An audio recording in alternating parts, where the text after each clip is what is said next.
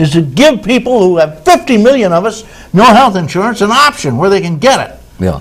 Well, from my perspective, one of the major problems, and nobody is trying to resolve it, is that which seniors have.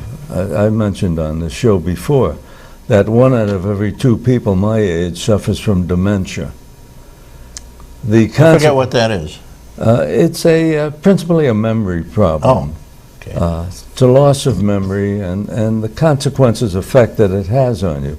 Imagine waking up every morning of your life and not knowing where you are. Well, Bob, that's happened to me. Yeah, well, You know? happily, it's not a problem I've had. But, 1 out of every 2 of us, people your age, people my age, suffers from this problem, and the consequences are not covered. The principal one, is that you wind up in a assisted living facility. And we don't have enough space here, and you have to pay out of pocket. It's an uninsurable medical problem. Yeah, yeah. They don't cover it. No, nothing covers it. Alzheimer's, nobody covers I think they'll say that according to the statistics, there are over 5 million Americans who suffer from Alzheimer's, who have no idea where they are, who they are, and there's nothing being done for them. I'm of the conviction that I know you don't believe in disease Alzheimer's. doesn't know. He doesn't believe in Alzheimer's. What the heck it is either. He has Alzheimer's and he doesn't believe in it. You know how it is. You ask somebody who's crazy, if you're crazy, they'll say no. Alzheimer's is what you call a wastebasket diagnosis.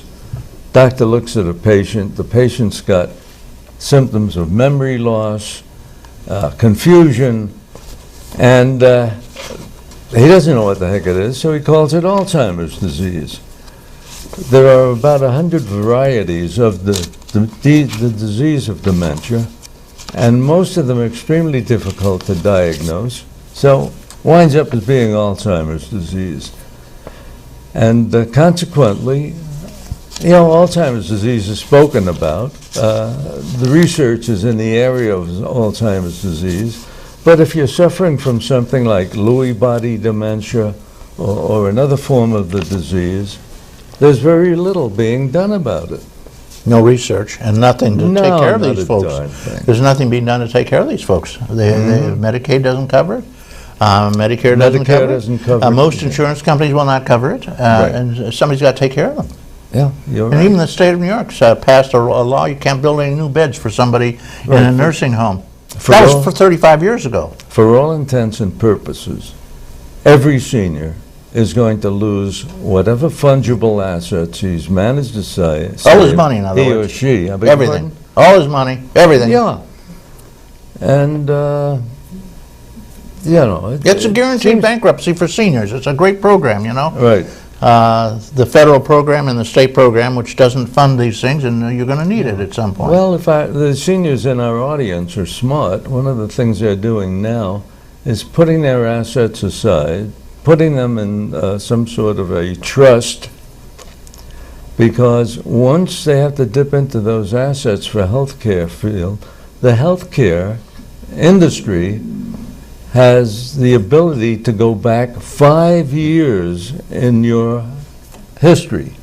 If you salted away some money in a trust, let's say, 3 years ago, they can still hit that money if your spouse winds up in an assisted living facility. Yeah. So it's become extremely difficult. You need to start your planning even before you retire. Well, by the time you're 60, you should definitely give everything you got to your kids, because they're going to get it anyway, and make sure you trust them and give it some sort of a trust so that it'll give you a place to live. The government is not going to get your money. The healthcare system is not going to get your money if you manage to put it away more than 5 years before the point at which. So you'll still have something to live on before you die. You have everything. Yeah. Well, I'll tell you, Mort, the system is designed to bankrupt most seniors. That seems that unless way. you're fabulously wealthy to start with, and of course they don't have to worry about anything anyway. The other thing I'd like to mention is that make sure you have a good will in order before when you get older. You never know when it's going to happen. You may croak any second. I'm 70 now and I'm waiting. And I never know. I might make it to what you are, almost 90, but Well, almost. I 84, might, actually. 84. I might not, or Doug, who's almost 90. And I said, I wonder where his wife is. Linda usually calls in. Yep. And she has, usually, he makes her say, actually he's very young, you know. But, yeah. Okay, so my good wife is at home too, and she is suffering a little bit herself. And I'll tell you another thing, Mort. They say, where would we get the money for it? How about the Social Security Fund? It's supposed to have about $10 trillion in it now. Guess what's in it? I know. $0. IOUs. Trust fund. Trust Congress and the president. Trust fund. Yeah. They've been robbing it for the last 30 years, and it's gone. And every nickel is gone. And that's the problem, because the Social Security Trust Fund has not disappeared because Social Security has spent it. It's disappeared because the Congress has spent it. Yeah. We have a bunch of IOUs from our senators and representatives, and there's no way to meet them. Of course not. And that's an extremely difficult problem. Well, and I think that gets back to what you were talking about, the need to reform our healthcare system. The problem is that, we have a nasty name for healthcare for everyone. They call it socialized medicine. Like Social Security, like Medicare, like Medicaid, like the Veterans Program, like the Child's Program, all these other socialized medicine. Half of us get it right now, including you and me. Yeah, but they equate it with what Russia was doing, 20 years ago or 30 years ago. Well, they think everybody here is a Dr. Mendele, who's involved in this now. The famous doctor in Nazi Germany. Who loved to put away people, Yeah. They're telling us they're going to put away everybody, all the seniors and all the people who are, have some mental illnesses and things like that. They're just going to clean up. That's the whole healthcare program. Yeah. That's what they're trying to tell us, Mort, and that's an outrageous lie and a scare tactic to stop people from supporting our healthcare program as it's going to come up. Well, remember, incidentally, in every other country in the world, if you're ill, you go down to your doctor, you walk in, they say, hi, how are you? Sit down, he'll be with you in a minute. You get your diagnosis, you get your prescription, and he may say, I think I want to take you in the hospital for tests. You go to the hospital, they say, fine, sit down, here's your room, we'll fix you up. There is no paperwork. They don't say, who's your health insurance carrier? They don't say, do you have enough money? They don't say diddly. You just go in. There is nothing else. Every country in the world, every civilized industrialized country in the world, except in the United States, where they say, what kind of health insurance you have? Oh, I'm sorry, the doctor won't see you.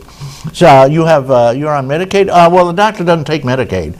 Didn't pay enough. Right, so those people wind up in emergency rooms. They're the ones that wind up in the emergency rooms, bankrupting the hospitals, because they're very, very sick before they go to the hospital. They have to be taken finally in an ambulance, and that costs a bundle. The hospital hasn't got the right to say, I'm sorry, we don't need you, or we don't want you.